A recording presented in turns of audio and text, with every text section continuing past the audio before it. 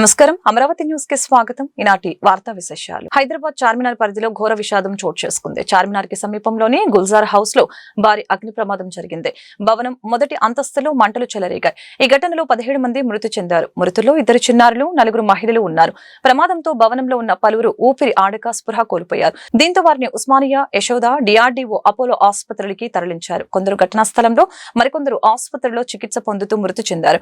Short circuit వల్లనే ప్రమాదం జరిగినట్లు అధికారులు అనుమానిస్తున్నారు. ఘటనా స్థలానికి అగ్నిమాపక, డిఆర్ఎఫ్, జీహెచ్ఎంసీ పోలీసు సిబ్బంది చేరుకుని సహాయక చర్యలు చేపట్టి మంటలను అదుపులోకి తీసుకొచ్చారు. భవనంలో ఉన్న మరికొందరిని బయటకు తీసుకువచ్చారు. 10 అగ్నిమాపక యంత్రాలతో సహాయక చర్యలు చేపట్టారు. గుల్జార్ హౌస్ పరిసరాలు దట్టంగా పొగ కమ్ముకోవడంతో శ్వాస తీసుకునేందుకు స్థానికులు ఇబ్బందులు పడ్డారు. ఈ ఘటనపై దేశ ప్రధాని నరేంద్ర మోదీ, తెలంగాణ రాష్ట్ర ముఖ్యమంత్రి రేవంత్ రెడ్డి, కాంగ్రెస్ పార్టీ నేత రాహుల్ గాంధీ దిగ్భ్రాంతి వ్యక్తం చేశారు. నైరుతి రుతుపవనాలు మరొక 10 రోజుల్లో కేరళను తాకనున్నాయని వాతావరణ విభాగం వెల్లడించింది. వాస్తవానికి ఇవి ఈ నెల 22న అండమాన్, 26న శ్రీలంకను తాకవచ్చని భావించగా అందుకు 10 రోజుల ముందుగానే శ్రీలంకలోకి ప్రవేశించాయి. ప్రస్తుతం శ్రీలంక అండమాన్ లో విస్తరించాయి. తాజాగా ఈ నెల 27 నాటికి కేరళను తాకే అవకాశం కనిపిస్తుందని ఐఎండీ తెలిపింది. రాబోయే రోజుల్లో మరింత వేగంగా కదలటానికి అనుకూల పరిస్థితులు ఉన్నాయని చెప్పింది. మరొక వైపు పశ్చిమ మధ్య బంగాళాఖాతంలో ఉపరితల ఆవర్తనం కొనసాగుతోంది.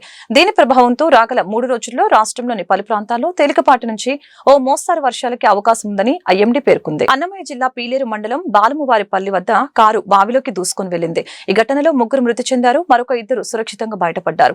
కర్ణాటక రాష్ట్రం చింతామణికి చెందిన శివన్న, లోకేష్, గంగులయ్య, సునీల్ తిప్పారెడ్డి అనే వ్యక్తులు పీలేరులో జరుగుతున్న క్యాటరింగ్ పనులకి బయలుదేరారు. ఆదివారం వేకువజామున పీలేరు మండలం బాలమువారిపల్లె వ్యవసాయ పొలాల సమీపంలోకి రాకని వీరు ప్రయాణిస్తున్న కారు అదుపు తప్పి పక్కనే ఉన్న బావిలోకి దూసుకుని వెళ్లింది. ఈ ప్రమాదంలో సునీల్ తిప్పారెడ్డి ప్రాణాలతో బయటపడగా శివన్న, లోకేష్, గంగులయ్య మృతి చెందారు. ఈ మేరకు పీలేరు పోలీసులు కేసు నమోదు చేసి దర్యాప్తు చేస్తున్నారు. ఏపీ మద్యం కుంభకోణంలో సిట్ విచారణతో జగన్ గుండెల్లో గుబులు మొదలైందని మంత్రి కొల్లు రవీంద్ర అన్నారు. జగన్ పాలనలో ప్రపంచం విస్తుపోయేలాగా మద్యం కుంభకోణం జరిగిందని చెప్పారు. సిట్ విచారణలో అవినీతి బాగోతాలు బయట పడుతున్నాయని, కూటమి ప్రభుత్వంపై తప్పుడు ప్రచారం చేస్తున్నారని మండిపడ్డారు. నాడు గాలి జనార్దన్ రెడ్డి అవినీతిపై టీడీపీ పోరాటం చేస్తే వైఎస్ఆర్ సహా చాలా మంది చంద్రబాబుపై నిందారోపణలు చేశారని ఆరోపించారు. నేడు గాలి జనార్దన్ రెడ్డిని కోర్టు దోషిగా నిర్ధారించి శిక్ష విధించిందని గుర్తు చేశారు. మద్యం కుంభకోణంలోనూ దోపిడీదారులు తప్పించుకోలేరని హెచ్చరించారు. ఇవాళ తీర్పులు ఆలస్యం అవ్వచ్చు, కానీ నిజమే నిలబడుతుంది. దానికి ఉదాహరణే ఓబులాపురం గనులు. ఓబులాపురం గనుల్లో ఇవాళ శిక్ష పడినటువంటి గాలి జనార్దన్ రెడ్డి రాజశేఖర్ రెడ్డి గారితో కుమ్మక్కై ఆ రోజు చేసినటువంటి ఆ మైనింగ్ దోపిడీ ఇవాళ మొత్తం కూడా సాక్ష్యాధారాలతో సహా బయటపడి శిక్ష పడిందంటే అది తెలుగుదేశం పార్టీ యొక్క క్రెడిబిలిటీ. జగన్ రెడ్డి నా సోదరుడు అని చెప్పాడు. చంద్రబాబు నాయుడు గారిని రానివ్వనన్నాడు. హైదరాబాద్ వచ్చి అతి దారుణంగా ప్రెస్ మీట్లు పెట్టి మాట్లాడినటువంటి వ్యక్తి అన్నాడు గాలి జనార్దన్ రెడ్డి. ఏమయ్యాడు ఇవాళ?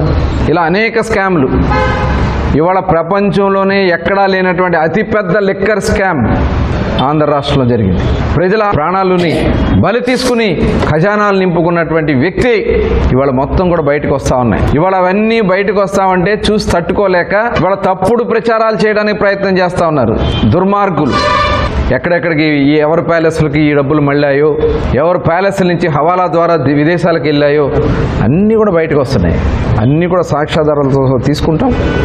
ఏ రకంగా అయితే పకడ్బందీగా వాళ్ళు చేసినటువంటి అక్రమాలన్నీ కూడా ప్రజెంట్ చేసిన తర్వాతే చర్యలు తీసుకుంటాం. అందులో ఒక్కొక్కరిని విచారణ చేస్తాం. వాళ్ళు ఇచ్చినటువంటి సాక్ష్యాలతోనే వాళ్ళని అరెస్టులు చేసుకుని ముందుకెళ్ళడం జరుగుతుంది. టీడీపీ కార్యకర్త ఇసుకపల్లి రాజుపై దాడి కేసులో వైసీపీ నేత మాజీ ఎంపీ నందిగం సురేష్ ని పోలీసులు అరెస్టు చేశారు.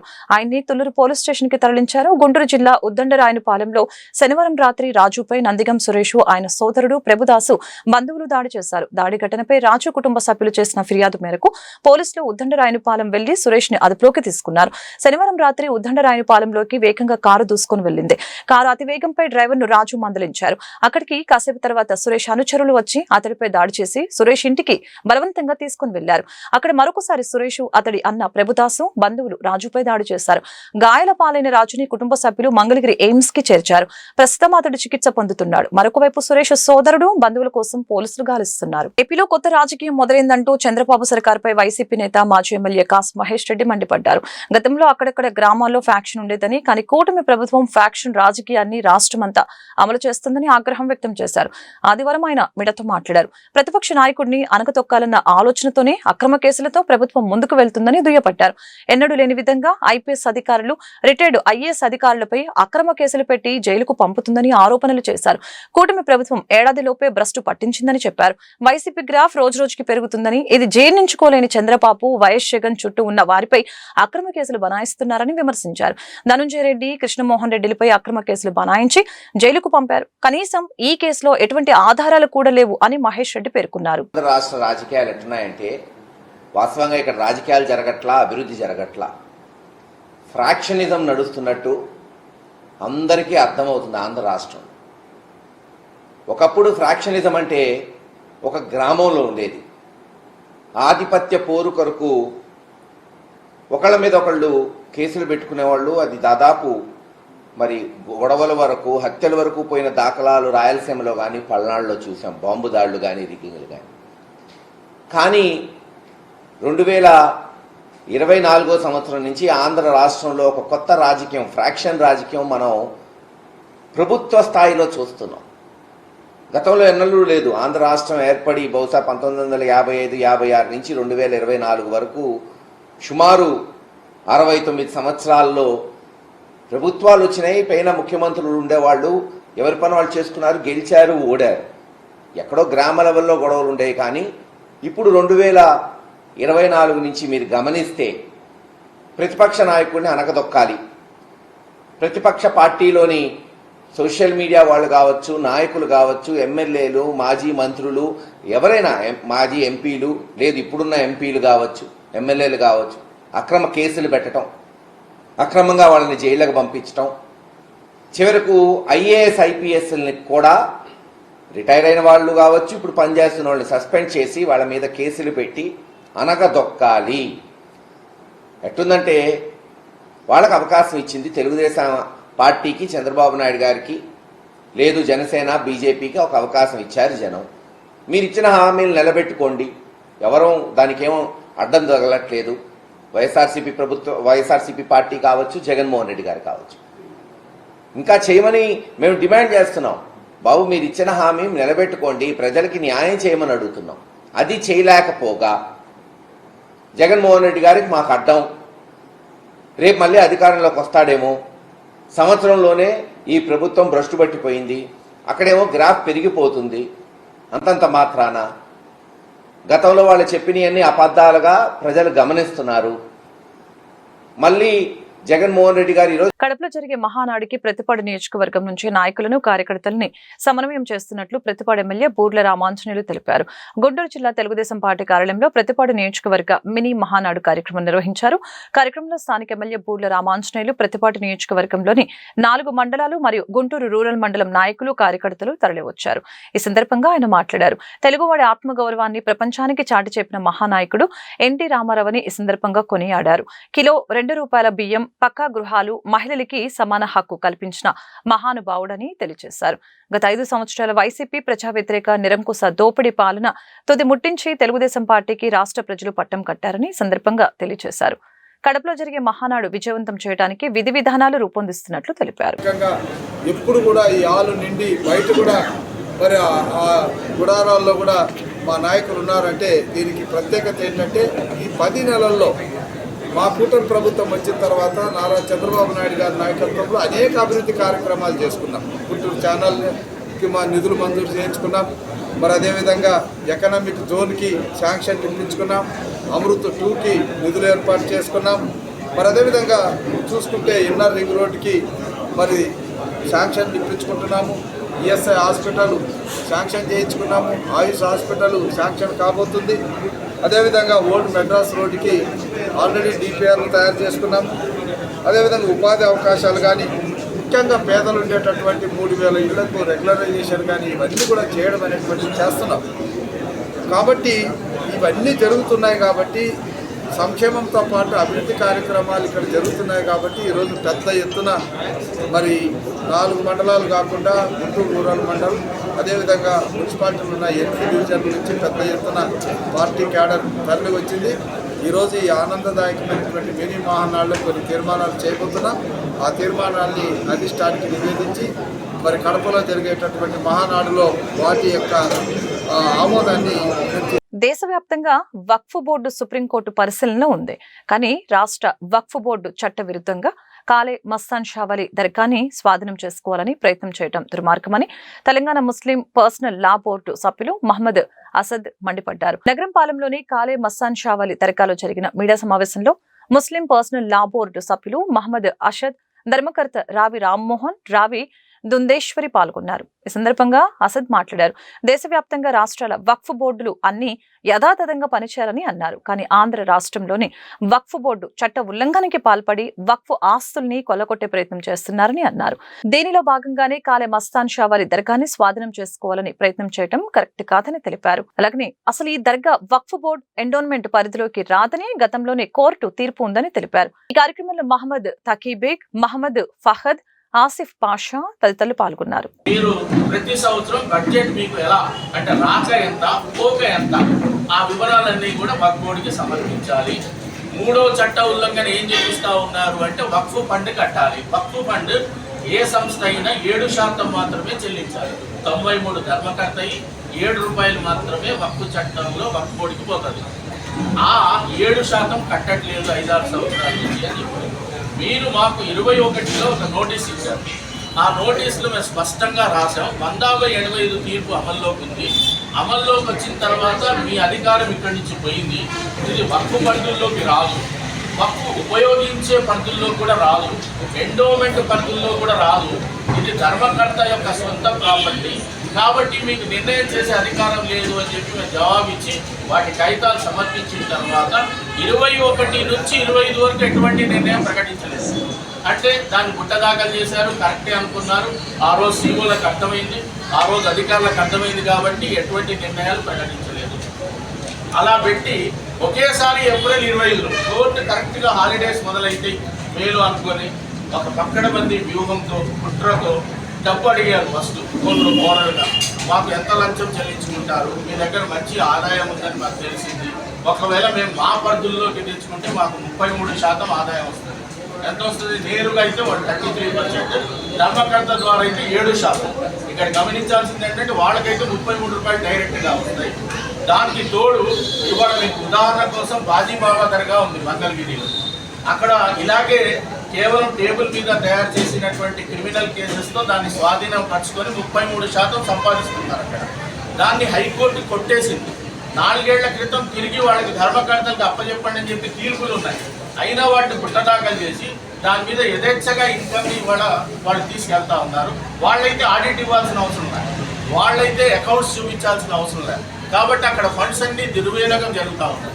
అదే మాదిరిగా గుంటూరులో బాగా ఆదాయం ఉన్నటువంటి దర్గా ఇది మా పరిధుల్లోకి వస్తే ఇక్కడ ఆదాయాన్ని మొత్తం కొల్లగొట్టొచ్చు. అమృత హాస్పిటల్ ఐడియా గుంటూరు రాకెట్ సంయుక్త ఆధ్వర్యంలో ఉచిత మెడికల్ ఎక్స్పో సుఖీభవ కార్యక్రమాన్ని గుంటూరు కొత్తపేటలోని ఫ్యాన్సీ కళ్యాణ మండపంలో నిర్వహించడం జరిగింది. ఈ సందర్భంగా నిర్వాహకులు మాట్లాడారు. అన్ని రకాల సమస్యల్ని పరిష్కరించాలనే ఉద్దేశంతో ఈ ఉచిత మెడికల్ క్యాంపుని నిర్వహించడం జరిగిందని చెప్పారు. ఈ ఉచిత మెడికల్ క్యాంపుకి వచ్చిన వారికి వైద్య పరీక్షలు నిర్వహించి టెస్టులు చేసి అవసరమైన వారికి మందులు కూడా ఉచితంగా ఇవ్వడం జరిగిందని తెలిపారు. క్యాంపులో ఉచితంగా వైద్య పరీక్ష నిర్వహించిన వారికి ఏదైనా సమస్యలు ఉంటే మా హాస్పిటల్లో ఉచితంగా ఓపీ మరియు వైద్య పరీక్షలు చేస్తామని చెప్పారు. కొన్ని బ్రెయిన్ స్ట్రోక్స్ ఎక్కువగా ఎందుకు వస్తాయి, ఎలా వస్తాయి అనే దానిపై కొంతమంది డాక్టర్ల సముదాయంతో ఒక సదస్సును ఏర్పాటు చేశామని చెప్పారు. డాక్టర్ల సహకారంతో ప్రతి 2 నెలలకు ఒకసారి బ్రెయిన్ స్ట్రోక్ ఎందుకు వస్తున్నాయో ప్రజలకు తెలిపే అవగాహన కార్యక్రమాలు చేపడతామని తెలియజేశారు. ఈ కార్యక్రమంలో president Neelima, vice president Satish Reddy, secretary Vijay Kumar, Veeru, Niranjan, Ganapati Reddy, డాక్టర్లు మధ్య వినోద్, హేమంత్, శ్రీనివాస్ రెడ్డి, ఇర్ఫాన్, శిరీష తదితరులు పాల్గొన్నారు. అమృత హాస్పిటల్ ఇక్కడ ఈరోజు ఐడియా వారి సహకారంతో మనం హెల్త్ క్యాంప్ కండక్ట్ చేయడం జరుగుతుంది. ఒక పెద్ద కార్పొరేట్ హాస్పిటల్లో మీకు దొరికే అన్ని రకమైన కన్సల్టెంట్స్ అంటే speciality, super speciality consultants and రక్త పరీక్షలు కానీ టెస్ట్ కానీ అన్నీ మీకు ఆదివారం పూట మీ ఇంటి దగ్గరికి వచ్చినట్టుగానే వస్తుంది. సో ఒకవేళ ఇక్కడ అవన్నీ పక్షంలో ఏమైనా ఉంటే అది మనం ఫాలోఅప్లో హాస్పిటల్లో క్యాంప్ పేషెంట్స్కి ఫ్రీగానే కన్సల్టేషన్స్ చూస్తున్నాము. సో ఈ అవకాశాన్ని అందరూ సద్వినియోగపరచుకోవాల్సి ఉంటుంది. ఐడియా రాకెట్ గుంటూరు తరఫున అమృత హాస్పిటల్ వారి సహకారంతో ఇప్పుడు మనం ఇక్కడ క్యాంప్ స్టార్ట్ చేయడం జరుగుతున్నది. ఈ క్యాంప్లో ఏంటంటే మనకి అన్ని రకముల సమస్యలకు ఒకే చోట మనం పరిష్కరిద్దామని చెప్పేసి ప్రజల దగ్గరలో రీచబిలిటీలో మనం ఇక్కడ ఐడియా తరఫున ఇక్కడ క్రియేట్ చేశాము. సో ఇక్కడ ఏంటంటే అన్ని రకాల సమస్యలు న్యూరో, ఆర్థో, జనరల్, హార్ట్కి సంబంధించిన సమస్యలన్నీ చూస్తాము. సో దాంతోపాటు ఏంటంటే ఇక్కడ ఎముకల సాంద్రత పరీక్షలు కూడా ఫ్రీగా చేయబడుతున్నాయి. సో ఇకపైన ఏమైనా సమస్యలు వస్తాయి ఇక్కడ క్యాంప్లో చూసిన వారికి హాస్పిటల్లో మనం ఉచితంగా ఓపీను ఉచితంగా వైద్య పరీక్షలు చేయబడుతున్నాయి. సో ఈ క్యాంప్ ఈ ఒక్కరోజు ఎక్సర్సైజ్ చేసిన తర్వాత మన అమృత హాస్పిటల్స్ డాక్టర్స్ వినోద్ కుమార్ గారు, అదేవిధంగా వాళ్ళ దగ్గర ముగ్గురు మెయిన్ డాక్టర్స్, అదేవిధంగా డెంటల్ డాక్టర్ గారు, మరి ఒక డాక్టర్ గారు శిరీష మేడం గారు, మొత్తం 5 డాక్టర్లు మనకి ప్రోగ్రామ్కి, అదేవిధంగా మా మొత్తం 26 మా మిత్రులందరూ కలిసి ప్రోగ్రామ్ చేశారు. దీన్ని డిజైన్ చేసిన తర్వాత దీనికి ఎంతో కష్టపడినటువంటి అనేక మందికి మాకు దీని తరఫున కృతజ్ఞతలు తెలియజేసుకుంటున్నాం. ఇక్కడ మేము కంప్లీట్గా 5-6 డాక్టర్లతో ఇక్కడ మనం ప్రోగ్రామ్ అనేది చేస్తున్నాం. అంటే ఫ్రీ మెడికల్గా ఇక్కడ టెస్ట్లు అన్నీ కూడా ఫ్రీగా చేస్తున్నాము. అండ్ ఇక్కడ నుంచి అంటే ఇక్కడ ఓపీకి వచ్చిన వాళ్ళందరూ కూడా ఒక 4 రోజుల వరకు కూడా హాస్పిటల్స్లోనే ఓపీ ఫ్రీగా చూస్తూ ఉంటారు. అండ్ సమాజంలో ఇట్లాంటి కొన్ని బ్రెయిన్ స్ట్రోక్స్ అనేవి చాలా ఎక్కువగా వస్తూ ఉన్నాయి. సో దట్ అట్లాంటి బ్రెయిన్ స్ట్రోక్స్ అనేవి ఎందుకు వస్తాయి, ఎలా వస్తాయి అనేది ఒక సదస్సు అనేది కండక్ట్ చేద్దామని చెప్పేసి ఎప్పటి నుంచో ఎక్స్పెక్ట్ చేస్తున్నాం. అది డాక్టర్ గారు వీళ్ళు అమృత హాస్పిటల్ నుంచి వాళ్ళు రావడం మాకు చాలా ఆనందకరంగా ఉంది. అండ్ మా గ్రూప్ మెంబర్స్ అందరూ కూడా ఇక్కడ స్టాల్స్ పెట్టుకొని దాన్ని ముందుకు తీసుకెళ్ళడానికి చాలా ప్రయత్నిస్తున్నాము. అండ్ ఇలాంటి నేను డాక్టర్ శిరీష. ఇక్కడ ఈరోజు ఐడియా రాకెట్ గుంటూరు తరఫున ఇలా ఫ్రీ డెంటల్ క్యాంప్ చేయడం చాలా హ్యాపీగా ఉంది. ఈ క్యాంప్లో డెంటల్ స్క్రీనింగ్ చేస్తున్నాను. ఎక్స్రేస్ కూడా మనకి 500 రూపీస్ వర్త్ ఎక్స్రేస్ ఫ్రీగా చేస్తున్నాము. ఎవరైనా యూజ్ ఉంటే వాళ్ళు యూజ్ చేసుకోవాలి. గుంటూరు శ్రీనివాసరావు తోట 6 లైన్ శ్రీ వీరాంజనేయ స్వామి వారి 51వ వార్షిక జయంతి కళ్యాణ మహోత్సవాలు ఈ నెల 21వ తేదీ నుంచి 26వ తేదీ వరకు అంగరంగ వైభవంగా జరగనున్నాయని ఆలయ అభివృద్ధి కమిటీ అధ్యక్షులు చాటకుండ సుబ్రహ్మణ్యం, చందు శివనాగేశ్వరరావు, టి కేశవదాసు ఆళ్లహరి తెలిపారు. 6 రోజులు పలు ఆధ్యాత్మిక కార్యక్రమాలతో పాటు సాంస్కృతిక కార్యక్రమాలు జరుగుతాయని పేర్కొన్నారు. ఆదివారం స్వామివారి దేవస్థానంలో ఏర్పాటు చేసిన మీడియా సమావేశంలో ఈ ఉత్సవాలకు సంబంధించి కరపత్రాన్ని అభివృద్ధి కమిటీ సభ్యులు ఆవిష్కరించారు. ఈ మేరకు వారు మాట్లాడారు. 22వ తేదీన స్వామివారి జయంతోత్సవం సందర్భంగా శ్రీ సువర్చల సమేత వీరాంజనేయ స్వామి కళ్యాణోత్సవం నేత్రపర్వంగా జరగనుందని చెప్పారు. 24వ తేదీన లక్ష పుష్పార్చన దివ్య రథోత్సవం శోభాయమానంగా కొనసాగుతుందని చెప్పారు. 26వ తేదీన 10,000 మందికి భారీ అన్నదాన కార్యక్రమం జరుగుతుందని వివరించారు. కార్యక్రమంలో భక్తులు పెద్ద సంఖ్యలో పాల్గొని స్వామివారి ఆశీస్సులు పొందాలని కోరారు. సమావేశంలో ఆలయ అభివృద్ధి కమిటీ సభ్యులు పాల్గొన్నారు. సిహెచ్ సుబ్రహ్మణ్యం ఇక్కడ అధ్యక్షుడిని, అక్కడి నుంచి శ్రీనివాసరావుపేట 6వ లైను శ్రీ వీరాంజనేయ స్వామి దేవస్థానం. ఇది 51వ మహజ్జయంతి హనుమాన్ జయంతి జరుగుతుంది. మొదటి రోజు వచ్చేసి 21వ తారీఖు అంకురార్పణతో మొదలవుతుంది. 22వ తారీఖు స్వామివారి కళ్యాణం జరుగుతుంది. 23వ తారీఖు స్వామివారి హోమం జరుగుతుంది. 24వ తారీఖు అత్యంత వైభవంగా ఊరేగింపు కార్యక్రమం జరుగుతుంది. 26వ తారీఖు ఒక 10,000 మందికి భోజనాల కార్యక్రమం జరుగుతుంది.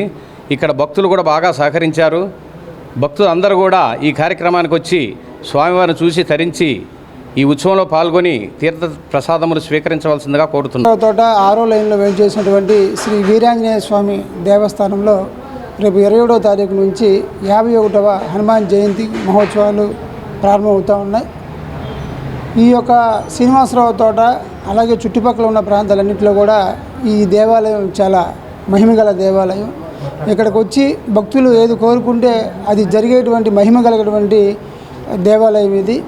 అలాగే ఇక్కడ ఈ గుడిలో ప్రతి మంగళవారం కూడా పల్లకి సేవ జరుగుతూ ఉంటుంది. 100 మంది ఈ పల్లకి సేవలో పాల్గొని వాళ్ళ యొక్క నివేదనలు చెప్పడం, వాళ్ళ కోరికలు తీర్చడం జరుగుతూ ఉంది. ఇక్కడ ముఖ్యంగా ఈ యొక్క మహోత్సవాలు చాలా ఘనంగా జరుగుతూ ఉంటాయి ప్రతి సంవత్సరం. ఈ సంవత్సరం ప్రత్యేకత ఏంటంటే 51వ సంవత్సరం 21వ తారీఖు అంకురార్పణ, అలాగే 24వ తారీఖు శ్రీనివాసరావు తోట పురవీధుల్లో ఆంజనేయ స్వామి సువర్చన సమేత వీరాంజనేయ స్వామి రథోత్సవం అత్యంత వైభవంగా జరుగుతూ ఉంటుంది. అలాగే 26వ తారీఖు అన్న సంతర్పణ, భారీ అన్నదాన కార్యక్రమం జరుగుతూ ఉంటుంది. ప్రతి సంవత్సరం కన్నా కూడా ఈ సంవత్సరం ఎక్కువ మంది భక్తులు పాల్గొనే అవకాశం ఉంది కాబట్టి వాళ్ళందరి కోసం ఏర్పాటు చేయడం జరిగింది. ముఖ్యంగా ఈ యొక్క శ్రీనివాసరావు తోటలో ఈ గుడి మొదటి నుంచి కూడా దీన్ని పట్టించుకొని దీనికి అన్ని విధాలా ఉన్నటువంటి నాగయ్య గారు కానివ్వండి, ఆ తర్వాత ఏర్పడినటువంటి కమిటీలో పెద్దలు అందరూ కూడా చాలా రిటైర్డ్ అయినటువంటి ఉద్యోగస్తులు. శ్రీనివాసరావు తోట 6వ లైన్లో వేయించేసి ఉన్నటువంటి శ్రీ వీరాంజనేయ స్వామి వారి 51వ జయంతి కార్యక్రమాలు రేపు 21వ తారీఖు నుంచి ప్రారంభమవుతున్నాయి. 21న అంకురార్పణ జరుగుతుంది. 22 నుంచి కార్యక్రమాలు ప్రారంభమవుతాయి. 26వ తారీఖు సోమవారం నాడు 10,000 మందికి అన్నదాన సంతర్పణ జరుగుతుంది. కావున భక్తులందరూ కూడా వేలాదిగా పాల్గొని ఈ కార్యక్రమాన్ని జయప్రదం చేసి స్వామివారి కృపకు పాత్రులై అన్నప్రసాదాలను స్వీకరించవలసిందిగా కోరుతున్నాం. అలాగే ఇక్కడ ఉన్నటువంటి భక్తులందరూ కూడా, శ్రీనివాసరావుపేటలో ఉన్న భక్తులందరూ కూడా ఎంతో తమ శక్తి మేర ఈ యొక్క కార్యక్రమానికి దోహదం చేస్తున్నారు. వారందరికి కూడా మన వీరాంజనేయ స్వామి వారి దయ ఉండాలని ప్రార్థిస్తూ ఈ కార్యక్రమాన్ని అందరూ కూడా జయప్రదం చేయాలని చెప్పేసి కోరుకుంటున్నాం. జై శ్రీ. వైభవంగా ఉత్సవాలు జరుగుతాయండి. భక్తులు మొత్తం బాగా సహకరిస్తున్నారు. దానివల్ల కమిటీ కూడా బాగా సహకరిస్తుందండి. అది జై శ్రీరామ్. చేసుకున్నటువంటి శ్రీ వీరాంజనేయ స్వామివారి దేవస్థానం గత 51 సంవత్సరాలుగా ఇక్కడ ప్రతి సంవత్సరం కూడా శ్రీ సువత్సల వీరాంజనేయ స్వామివార్లకి కళ్యాణోత్సవం జరుగుతూ ఉంటుంది. రేపు 22వ తారీఖున కళ్యాణం జరుగుతుంది. ఆ కళ్యాణానికి కూడా అనేక మంది భక్తులు ఎక్కడెక్కడి నుంచో కూడా రావటం జరుగుతుంది. ఈ స్వామివారి యొక్క పవర్ఫుల్ చాలామందికి అనుభవరీత్యా కూడా బాగా భక్తుల యొక్క అభిమానం కూడా పెరిగింది. కాబట్టి ఇక్కడ ఉత్సవాలు కూడా చాలా గ్రాండ్గా కూడా జరుగుతాయి. భక్తులందరూ కూడా ఇచ్చేసి తమ యొక్క కోరికలు స్వామివారికి వినియోగించుకున్నట్లయితే తమ కోరికలు తప్పకుండా నెరవేరుతాయని చెప్పి మేము గాఢంగా నమ్ముతున్నాము. అలాగే భక్తులందరికీ కూడా చాలా విశ్వాసంగా ఉంటున్నారు. ఈ కార్యక్రమానికి అందరూ కూడా భక్తులందరూ ఇచ్చేసి ఐడియా గుంటూరు రాకెట్ అమృత హాస్పిటల్స్ ఆధ్వర్యంలో గుంటూరులో మొట్టమొదటిసారిగా ఆరోగ్యంతో పాటు ఆహ్లాదం అందించే ఉచిత మెడికల్ ఎక్స్పో సుఖీభవ కార్యక్రమం కొత్తపేట ఫ్యాన్సీ కళ్యాణ మండపంలో ఆదివారం జరిగింది. వైద్య రంగంలో విశిష్ట అనుభవం కలిగిన 5 స్పెషలిస్ట్ డాక్టర్లు ఈ క్యాంపులో పాల్గొని ఉచిత వైద్య సేవలు అందించారు. సుమారు 5,000 విలువ గల వైద్య పరీక్షలు ఈ వైద్య శిబిరంలో పాల్గొన్న వారికి ఉచితంగా అందజేశారు. అదేవిధంగా గుంటూరు నగరంలో వివిధ రంగాలలో పేరుగాంచిన 30కి పైగా బిజినెస్ స్టాల్స్ ఈ ఎక్స్పోలో పాల్గొన్నాయి. ఇదే విషయాన్ని ఛాంబర్ ఆఫ్ కామర్స్ గుంటూరు జిల్లా అధ్యక్షులు ఏల్చూరి వెంకటేశ్వర్లు తెలిపారు. ఇలాంటి ఉచిత వైద్య శిబిరాలను పేదలు సద్వినియోగం చేసుకోవాలని అన్నారు. కార్యక్రమంలో joint replacement surgeon doctor Maddi Vinod Kumar, neuro surgeon doctor Hemanth Upputuri, general medicine doctor Dumpa Srinivas Reddy, దంత వైద్యులు doctor K Sirisha, physiotherapist Shaik Irfan పాల్గొన్నారు.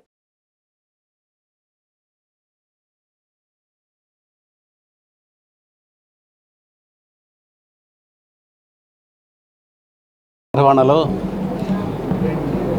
ప్రతి ఒక్కరికి ఆరోగ్యాన్ని ప్రసాదించాలనే ఉద్దేశంతో అమృత హాస్పిటల్స్ వారి టీంతో మరి ఇక్కడ ఒక గొప్ప కార్యక్రమాన్ని నిర్వహిస్తున్నందుకు వారికి ప్రత్యేకంగా అభినందిస్తున్నాను. సమాజంలో ఎంతోమంది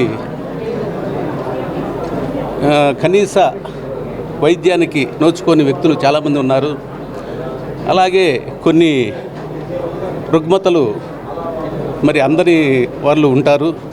వారందరికీ కూడా సేవ చేయాలనే ఒక దృక్పథంతో ఈ రోజున అమృత హాస్పిటల్స్ వారు ఈ రోజున ఈ బిజినెస్ ర్యాకెట్స్తో కలిసి చక్కటి కార్యక్రమాన్ని నిర్వహిస్తున్నందుకు వారికి అభినందనలు తెలుపుతున్నారు. ఏపీలో శ్రీ కన్యకా పరమేశ్వర అమ్మవారి దేవస్థానాలు స్వయం ప్రతిపత్తితో పనిచేయాలని ఛాంబర్ ఆఫ్ కామర్స్ గుంటూరు జిల్లా గౌరవ అధ్యక్షులు ఆతుకురి ఆంజనేయులు ఆకాంక్షించారు.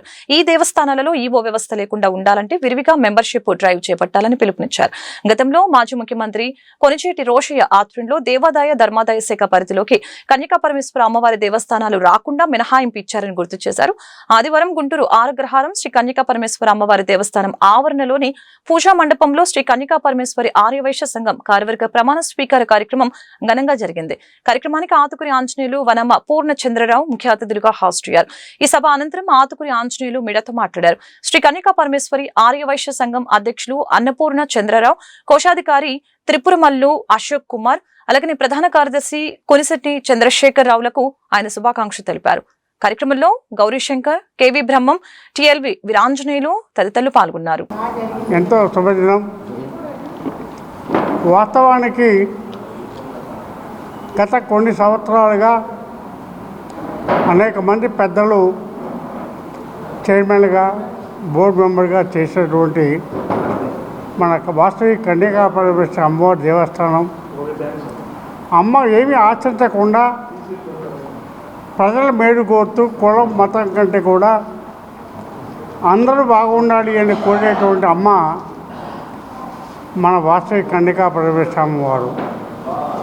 అయితే పెద్దలు పూజ్యులు అనేక మంది అనేక తఫాలు చేసినప్పటికీ కూడా కొన్ని సంవత్సరాల క్రితం పెద్దలు పూజ్యులు కోడి రోసయ్య గారు కానీ మిగతా పెద్దలు కలిసి ఆ రోజున అమ్మవారి గుడికి గవర్నమెంట్ చేసే పరిస్థితి కాదు, వాళ్ళే సహాయ సహకారం అందించలేదు, అమ్మవారి గుడి సభ్యులే జనానికి సహకారం అందిస్తున్నారు కాబట్టి తప్పనిసరిగా అమ్మవారి గుళ్ళు ఎక్కడైతే ఉన్నాయో అన్నీ కూడా గవర్నమెంట్ పరిధి, ఎండోమెంట్ పరిధి లేకుండా స్వయం ప్రతిపత్తితో పరిపాలించే అవకాశాన్ని కల్పించాలని చెప్పి జీవో పాస్ చేస్తారు. నేను నేటి ప్రభుత్వం కానీ ప్రజాప్రతినిధులు కానీ మాదిరి కానీ ఒకటే ఒక్క మనవి చేసేది ఏంటంటే, అయ్యా ఆర్యవయసులు కష్టపడి పనిచేసి వ్యాపారంలో లాభం సంపాదించి అమ్మవారికి అంతో ఇంతో మా అందరికీ మేలు చేస్తున్న నమ్మకంతో అభివృద్ధి కోసం తలగా చేసి ముందుకు తీసుకెళ్ళే పరిస్థితి మనం చూస్తూ ఉన్నాం. కాబట్టి ఇప్పటికైనా ప్రభుత్వం చేయాల్సిన పని ఏంటంటే, వాళ్ళ పెట్టిన జీవోల్ని వాళ్ళే ఆచరిస్తే వాళ్ళ పెట్టిన జీవోళ్ళు ప్రజలు ఆచరిస్తారు. అది కాకుండా మేమే ప్రభుత్వం మేము చెప్పింది వేదం అంటే మనం శాస్త్రం కాదు, అమ్మవారు మాత్రం శాస్త్రంగా ఉంటుంది. కాబట్టి నేను ఒక్క మనవి చేసేది ఏంటంటే, ఈరోజు కొత్తగా ఆర్యవైశ్య అమ్మవారి సంఘాన్ని ఒకటి ఏర్పాటు చేసి అధ్యక్షులు అన్నా పూర్ణరావు గారు, చక్కెటి చంద్రశేఖర్ గారు, అలాగే ట్రెజరర్ అశోక్ గారు ఉండడం జరిగింది. తెలుగు రాష్ట్రాల్లో సినీ ఎగ్జిబిటర్లు కీలక నిర్ణయం తీసుకున్నారు. అదే ప్రాతిపదికన సినిమాలు ప్రదర్శించలేకపోవడంతో జూన్ 1 నుంచి థియేటర్లు బంద్ చేయాలని నిర్ణయించారు. పర్సంటేజ్ రూపంలో చెల్లిస్తేనే సినిమాలు ప్రదర్శిస్తామని తేల్చి చెప్పారు. తెలుగు ఫిల్మ్ ఛాంబర్ లో ఆదివారం నిర్వహించిన సమావేశంలో నిర్మాతలు దిల్ రాజు, సురేష్ బాబుతో సహా 60 మంది ఎగ్జిబిటర్లు హాజరయ్యారు. ఎగ్జిబిటర్లకు డిస్ట్రిబ్యూటర్లకు మధ్య పర్సంటేజ్లపై చాలా కాలంగా చర్చ కొనసాగుతూ ఉంది. అద్దెల రూపంలో సినిమాలను ప్రదర్శించడం సాధ్యం కాదని ఎగ్జిబిటర్లు అంటుంటే వారికి పర్సంటేజ్లు ఇవ్వలేమని డిస్ట్రిబ్యూటర్లు అంటున్నారు. ఈ వ్యవహారం నిర్మాతలకు ఇబ్బందిగా మారుతోంది. ఈ నేపథ్యంలో ఏర్పాటైన ఎగ్జిబిటర్ల సంయుక్త సమావేశంలో పర్సంటేజీ ప్రభుత్వ విధానాలపై చర్చించారు. ఈ మేరకు నిర్మాతలకు లేఖ రాయాలని తీర్మానించారు. ఈ వార్తలు ఇంతటితో సమాప్తం. మరొక బులెటిన్లో మళ్ళీ కలుద్దాం. నమస్కారం.